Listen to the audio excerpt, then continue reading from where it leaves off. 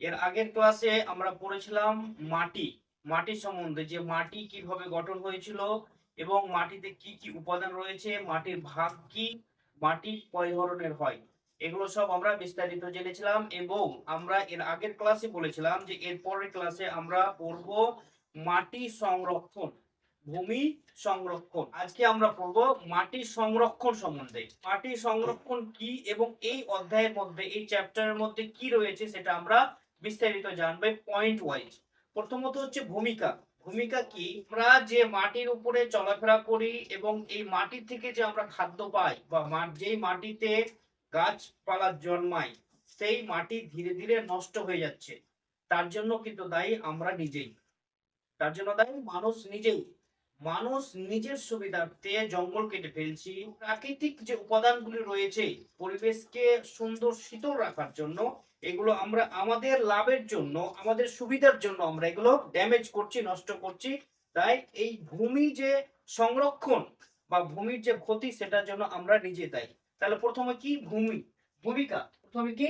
ভূমিকা। ভূমিকাতে কি? আমরা যে মাটির উপরে দাঁড়িয়ে আছি সেটাই ধীরে ধীরে নষ্ট হয়ে যাচ্ছে, তার জন্য দায়ী আমরা নিজেই, তার জন্য দায়ী মানুষ নিজেই।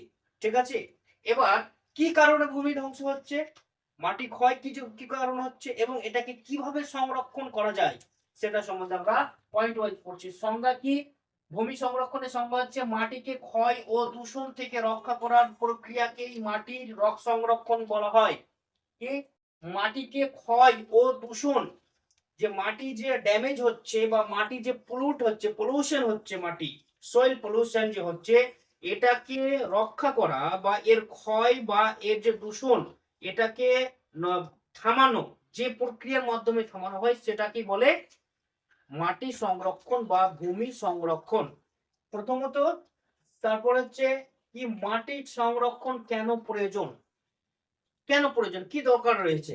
কারণ হচ্ছে কি, মাটি আমাদের জীবনের ভিত্তি, আমাদের জীবনের ভিত্তি মাটি। কারণ আমরা মাটি থেকেই কিন্তু আমাদের অন্ন আসে, মাটি থেকেই গাছ জন্মায় এবং এই গাছ থেকে আমরা অক্সিজেন পাই, আমাদের যাবতীয় প্রয়োজনীয় নিত্য প্রয়োজনীয় জিনিস আমরা পাই।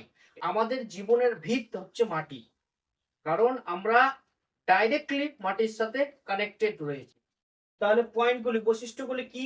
যে গাছপালা জন্মায়, খাদ্য উৎপাদন হয়, পরিবেশের ভারসাম্য রক্ষা করে, এই জন্য মাটি সংরক্ষণের প্রয়োজন রয়েছে। কি কারণে রয়েছে? গাছপালা জন্মায়, গাছপালা না জন্মালে আমরা খাবো কি? প্রাণীকুল কি খেয়ে বাঁচবে? গাছপালা না জন্মালে অক্সিজেন নিব কোথার থেকে? অক্সিজেন আমরা কোথায় পাবো? সেই কারণে একটা, আরেকটা হচ্ছে কি খাদ্য উৎপাদন। এই যে বললাম যে আমরা ডাইরেক্ট বা ইনডাইরেক্ট খাদ্য সম্পূর্ণটাই মাটির উপর থেকে, মাটির উপরে নির্ভর করে পাই। কারণ মাটির উপরে গাছ জন্মায় এবং এই গাছের দানা বা বীজ আমরা খাই। যেমন চাল কোথা থেকে আসছে? ধান গাছ থেকে। ভুট্টা, গম, জব, এগুলো সব উদ্ভিদ থেকে আসছে। উদ্ভিদ থেকে আসছে না? এই যে ফলের মধ্যে আম, সবজি, ভেজ, এ সমস্ত গুলা উদ্ভিদ থেকে আসছে। তাই এবং পরিবেশের ভারসাম্য রক্ষা করে। এই যে এতগুলা পলিউশন হচ্ছে, এতগুলা পলিউশন হচ্ছে, এই সমস্ত পলিউশন গুলো যাচ্ছে কোথায়? বায়ুমণ্ডলে। এবং বায়ুমণ্ডল তখন বিষাক্ত হচ্ছে। এই বিষাক্ত বায়ুমণ্ডলকে ঠান্ডা শীতল করছে একমাত্র গাছ, গাছের সাহায্যেই পরিবেশের ভারসাম্যটা মেনটেনেন্স হচ্ছে। কোন যে জায়গাতে গাছ কম সেই জায়গাতে বৃষ্টিও কম, খরা বা অকাল বৃষ্টি। ঠিক আছে? যে জায়গাতে গাছ বেশি সেই জায়গা শীতল, সেই জায়গাতে পরিমাণ মতো পর্যাপ্ত পরিমাণে বৃষ্টি আসে। তারপরে কিন্তু সমস্যা, সমস্যা কি? সমস্যা হলো অতিরিক্ত চাষ, বন উজাড়, রাসায়নিক ব্যবহার। অতিরিক্ত চাষ বলতে বেশি লাভবান হওয়ার জন্য, বেশি লাভ করার জন্য আমরা অতিরিক্ত চাষ করছি এবং বন উজাড় করে দিচ্ছি, জঙ্গল, যে ন্যাচারাল রিসোর্স একটা, যেখান থেকে অক্সিজেন আসে এবং জীবজগৎ সেই অক্সিজেন গ্রহণ করে জীবিকা নির্বাহ করে, সেই জঙ্গলকে আমরা উজাড় করে দিচ্ছি। এটা একটা সমস্যা। এবং অতিরিক্ত রাসায়নিক সার ব্যবহার করছি, পেস্টিসাইড সার, ক্ষতিকারক সার। হ্যাঁ, আমরা সার ব্যবহার করতে পারি কিন্তু সেটা হতে হবে জৈব সার। রাসায়নিক সারে জমির যে উর্বরতা বা জমির যে ক্ষমতা, ন্যাচারালি যে শক্তি জমির, সেটা এই রাসায়নিক সারে পুরো ড্যামেজ করে দিচ্ছে। তাহলে এর যদি আমরা একে এক বাক্যে বলি তো বলা যাবে soil loose that means food loose. যদি ভূমি ধস নামে, ভূমি ড্যামেজ হয়, তাহলে আমাদের খাদ্য ড্যামেজ হবে। আমরা খাদ্যের অভাবের সম্মুখীন হব যদি আমরা ভূমিকে যত্ন না করি, বা আমরা এই মাটিকে সংরক্ষণ না করি, বা মাটিকে আমরা সেভ করে না রাখি, তাহলে আমাদের খাদ্যের অভাব আসবে। তারপরে হচ্ছে কি, মাটি নষ্ট হওয়ার প্রধান কারণগুলি, মেন রিজন, যে কি কারণে মাটি নষ্ট হচ্ছে। কারণ ভূমি নষ্টের দুইটি কারণ, একটা হচ্ছে প্রাকৃতিক কারণ, একটা হচ্ছে মানুষের সৃষ্টি করা কারণ। তাহলে প্রাকৃতিক কারণ কি? প্রাকৃতিক কারণ হচ্ছে বৃষ্টি, বায়ু, নদীর প্রবাহ। বলছে বৃষ্টি তো ন্যাচারাল সোর্স, ন্যাচারাল রিসোর্স, সেটা কেন হবে? যে অতিরিক্ত বৃষ্টি, অতিরিক্ত বৃষ্টিতে কি হয়, ভূমি ক্ষয় হয়ে চলে যায়।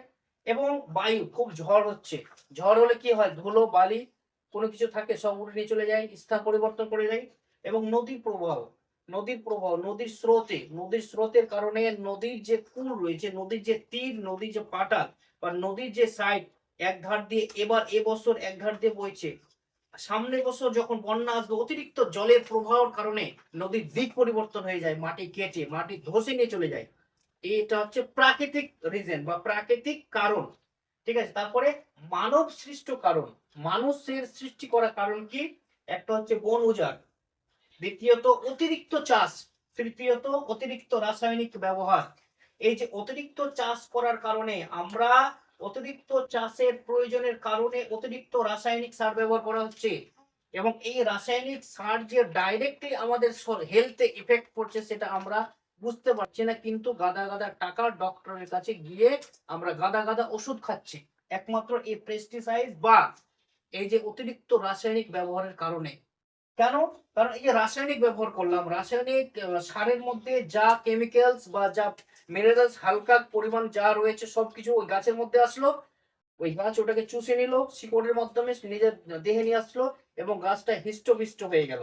এবং এই যে রাসায়নিক সারের যে ক্ষতিকারক পদার্থ, এটা ওই গাছের দানার মধ্যে আসলো, আর ওই দানাটা তখন আমরা ভক্ষণ করলাম। তাই তো এখন আগের তুলনায় ম্যাক্সিমাম লোকের শরীরে অসুখ এবং গাদা গাদা ওষুধ আমরা খাচ্ছি, কিন্তু আমরা জৈব সার ব্যবহার করছি না। তাই আমাদের কারণেই ভূমি নষ্ট হচ্ছে। আমাদের তিনটি কারণ মানুষের, একটা বন উজাড় করছি অতিরিক্ত চাষের জন্য, অতিরিক্ত রাসায়নিক সার ব্যবহার করার কারণে। তারপর হচ্ছে কি, পাহাড়ি এলাকায় গাছ কাটলে বৃষ্টিতে মাটি ধুয়ে যায়। আমরা যদি পাহাড়ে যাই তাহলে আমরা দেখতে পাবো যে পাহাড় হচ্ছে ঢালু, খাড়া, এবং এই পাহাড়ে যে অতিরিক্ত গাছ রয়েছে একমাত্র এই কারণেই, যে গাছ যদি কাটা হয়ে যায় তাহলে বৃষ্টির জলে কিন্তু পাহাড়ের সমস্ত মাটি ধুয়ে চলে যাবে। কেন? কারণ গাছের যে শিকড় রয়েছে, গাছের শিকড় মাটিকে কামড়ে ধরে থাকে, এবং এই মাটিকে কামড়ে ধরে থাকার ফলে মাটি বৃষ্টিতে ধুয়ে যায় না। তাই পাহাড়ি অঞ্চলে কি বলছে একটি অপশনে, পাহাড়ি অঞ্চলে গাছ কাটলে বৃষ্টিতে পাহাড়ের সমস্ত মাটি ধুয়ে চলে যাবে। তারপরে অপশন হচ্ছে কি, 4 নম্বর হচ্ছে মাটি সংরক্ষণের পদ্ধতি।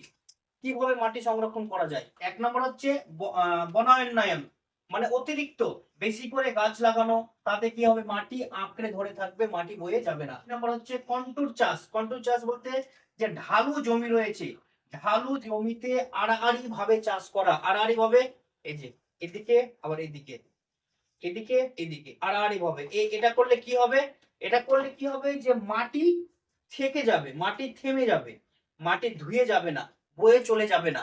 ঠিক আছে, তারপরে 3 নম্বর অপশন হচ্ছে কি, যে টেরেসিং। টেরেসিং মানে পাহাড়ে সিঁড়ির মতো চাষ, পাহাড়ে সিঁড়ির মতো চাষ।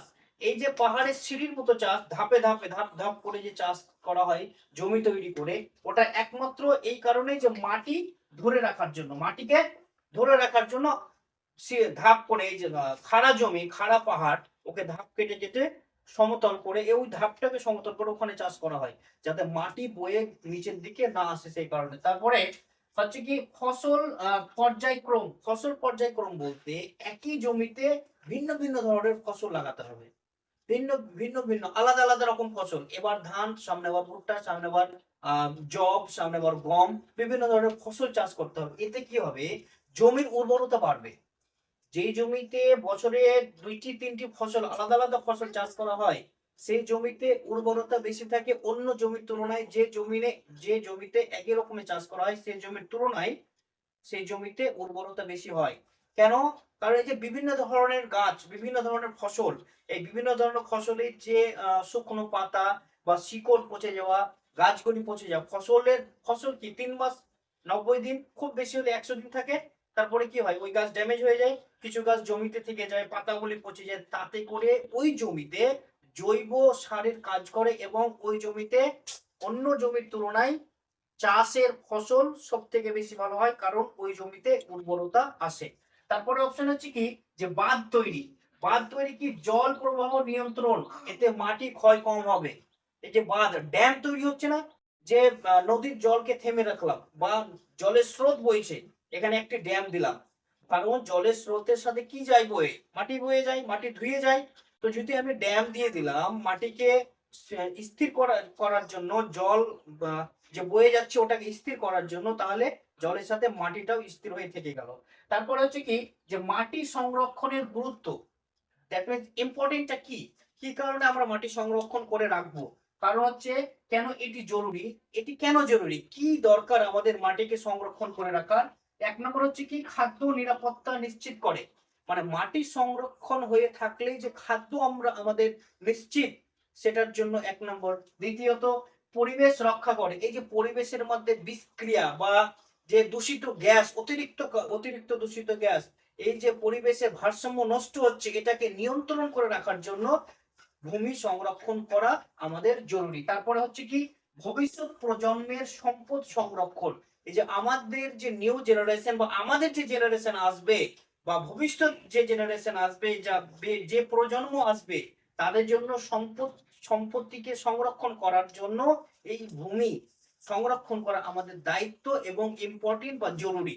তারপরে হচ্ছে কি, যে মাটি বাঁচলে জীবন বাঁচবে, মাটি না বাঁচলে জীবন বাঁচবে না, মাটি না বাঁচলে গাছ বাঁচবে না, গাছ না বাঁচলে জীবন বাঁচবে না, কারণ গাছ ছাড়া অক্সিজেন পাবো না, গাছ ছাড়া আমরা খাদ্য পাবো না।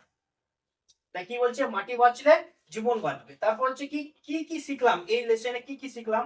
1 নম্বর হচ্ছে মাটি সংরক্ষণ শিখলাম, তারপরে 2 নম্বর কেন দরকার সেটা জানলাম, তার 3 নম্বর মাটি ক্ষয়ের কারণ জানলাম, তারপরে সংরক্ষণের পদ্ধতি জানলাম, যে কিভাবে আমরা মাটিকে সংরক্ষণ করতে পারি, কেন করব, এগুলো আমরা জানলাম। তারপরে একটা কথা আমাদের মনে রাখতে হবে, যে প্রকৃতি আমাদের দেয়, তাই প্রকৃতিকে রক্ষা করা আমাদের দায়িত্ব। এই যে প্রকৃতি, নেচার আমাদের সবকিছু দিচ্ছে, তাই নেচারকে রক্ষা করা আমাদের দায়িত্ব। এই যে কেউ কিছু যদি আমাকে হেল্প করে, শুধুই যে ওই ব্যক্তি আমাকে হেল্প করবে তা তো না, প্রয়োজনে তারও আমাকে হেল্প করতে হবে, শুধু নিলে হবে না, কিছু দিতে হবে। পরিবেশ থেকে আমরা, নেচার থেকে আমরা এত কিছু নিচ্ছি, তাই আমরা এই নেচারকে রক্ষা করা, রক্ষণাবেক্ষণ করার দায়িত্ব আমাদেরই। তাহলে এই হচ্ছে আজকে মাটি সংরক্ষণের পূর্ণাঙ্গ আলোচনা। এরপরে আমরা জানবো ভূমি দূষণ।